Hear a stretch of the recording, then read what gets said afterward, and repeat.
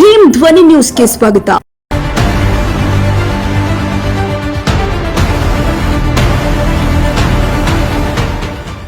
ಬಾಗಲಕೋಟೆ ಜಿಲ್ಲೆಯ ಬೀಳ್ಗಿ ತಾಲೂಕಿನ ಗಿರಿಸಾಗರ ಗ್ರಾಮದಲ್ಲಿ ಮಹಾತ್ಮ ಗಾಂಧಿ ರಾಷ್ಟ್ರೀಯ ಗ್ರಾಮೀಣ ಉದ್ಯೋಗ ಖಾತರಿಯಡಿಯಲ್ಲಿ 2022-23ರಲ್ಲಿ ಸಿಸಿ ರಸ್ತೆ ನಿರ್ಮಾಣ ಅಂದಾಜು ಮೊತ್ತ 2 ಲಕ್ಷ ರೂಪಾಯಿ ಅಂತ ಬರಹದಲ್ಲಿ ಬರೆದು ಅದರ ಬಿಲ್ಲನ್ನು ಪಡೆದುಕೊಂಡಿದ್ದು, ಆದರೆ ಅಲ್ಲಿ ಇನ್ನುವರೆಗೂ ಯಾವುದೇ ರೀತಿಯಿಂದ ಕಾಮಗಾರಿಯಾಗಿರುವುದಿಲ್ಲ. ಆ ಗ್ರಾಮದ ಓಣಿಯ ನಿವಾಸಿಗಳನ್ನು ನೇರವಾಗಿ ಭೇಟಿಯಾದಾಗ ಸಂಪೂರ್ಣ ಸತ್ಯ ಹೊರಗಡೆ ಬಂದಿದೆ. ಕಳೆದ 3 ವರ್ಷಗಳಿಂದ ಅಲ್ಲಿನ ಗ್ರಾಮದ ಜನರು ಹಾಗೂ ಆ ಓಣಿಯಲ್ಲಿ ಅಂಗವಿಕಲರು ಹಾಗೂ ಕುರುಡರು ಇರುವಂತಹ ಓಣಿಯಾಗಿದೆ. ಅಲ್ಲಿನ ಜನರ ಪರಿಸ್ಥಿತಿ ಬಗ್ಗೆ ಕೇಳಿದಾಗ ಸ್ಪಷ್ಟ ಉತ್ತರ ಅವರಿಂದ ಯಾವುದೂ ಕೆಲಸ ಮಾಡಿಲ್ಲ, ರೊಕ್ಕ ತಿಂದು ಕುಂತಾರ ಅನ್ನುವ ಪರಿಸ್ಥಿತಿ ಬಂದಿದೆ. ಏಕೆಂದರೆ ಮೊದಲು ಆ ಓಣಿಯಲ್ಲಿ ಪಾಟಿಕಲ್ಲು ಇರುವ ಕಾರಣ ಎಷ್ಟು ಚೆನ್ನಾಗಿತ್ತು, ಆದರೆ ಈ ಪಂಚಾಯಿತಿಯವರು ಬಂದು ಇದ್ದದ್ದನ್ನು ಹಾಳು ಮಾಡಿ ಹೋಗ್ಯಾರಂತ ನೇರವಾಗಿ ಹೇಳಿದರು. ಸದರಿ ಈ ಕಾಮಗಾರಿಯಲ್ಲಿ ಗ್ರಾಮ ಪಂಚಾಯತ್ ಅಭಿವೃದ್ಧಿ ಅಧಿಕಾರಿಯ ಕರ್ತವ್ಯ ಲೋಪ ಎದ್ದು ಕಾಣುತ್ತಿದೆ.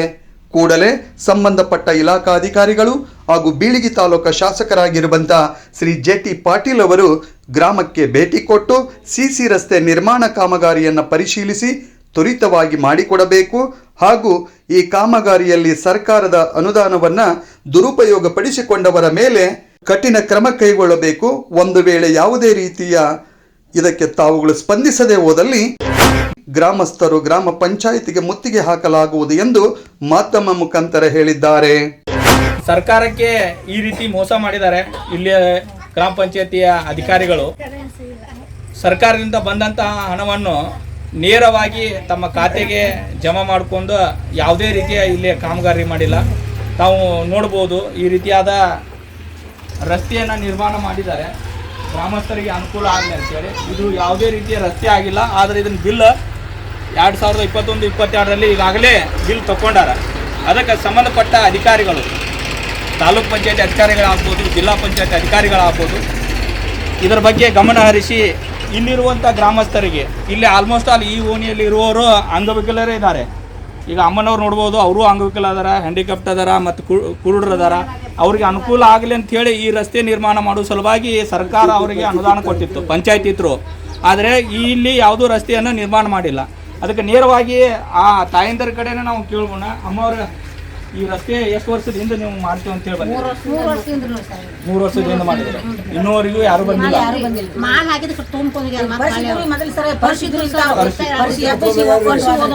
ಇದ್ದಂತ ಪರಿಶೀಲನೆ ಕಿತ್ತ ನಿಮ್ ರೋಡ್ ಮಾಡ್ತೀವಿ ಅಂದ್ರೆ ಪರಿಶೀಲನೆ ಇಲ್ಲ, ರೋಡೂ ಇಲ್ಲ. ಮಳೆ ಬಂತಂದ್ರೆ ಮಳೆಗಾಲದಾಗ ನೀವು ಭಾಳ ತ್ರಾಸ, ನೀರು ಬಾಗಲ್ದಾಗ ಹೋಗ್ತಾವ.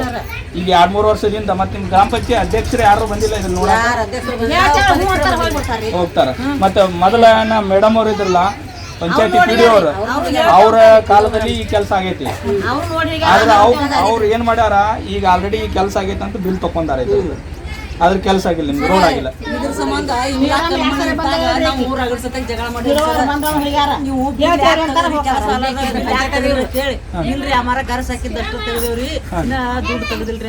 ಮತ್ ದುಡ್ಡು ತಕೊಂಡ್ರ ಮೇಡಮ್ ಗರ್ಸ್ ಹಾಕಿದ್ರ ಆ ಬೋರ್ಡ್ ಯಾಕೆ ಹಾಕಿದ್ರ?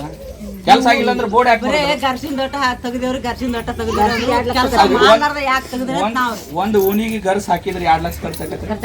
ನಾವು ಎಲ್ಲ ರಗಡ್ ಜಗಳ ಮಾಡಿಬಿಟ್ಟೇವ್ರಿ. ರಗಡ್ ಜಗಳ ಮಾಡಿ ನಮ್ ಕಾವೇಲಿ ಒಟ್ಟು ರೋಡ್ಗಳು ನಾವು ಕೊಟ್ಟಿದ್ದೀವಿ ಕಾಂಟ್ರಾಕ್ಟರ್. ಈಗ ಮತ್ತೆ ನಿಮ್ಮ ಊರಿಗೆ ಮತ್ತೆ ಏನೇನ್ ಆಗ್ಬೇಕು? ನಿಮ್ಮ ಓಣಿಗೆ ಏನೇನ್ ಆಗ್ಬೇಕು? ನಮ್ಮ ಓಣಿಗೆ ಇದೊಂದು ದೊಡ್ಡ ರೋಡ್ ಅಲ್ಲಿ ಮಾಡ್ರಿ, ಮತ್ತೆ ಅಲ್ಲಿ ಒಂದು ಸಿಡಿ ಆಗ್ಬೇಕ್ರಿ. ನೀರಿನ ವ್ಯವಸ್ಥೆ, ಕರೆಂಟ್ ಐತ್ರಿ, ಗಟರ್ ವ್ಯವಸ್ಥೆ.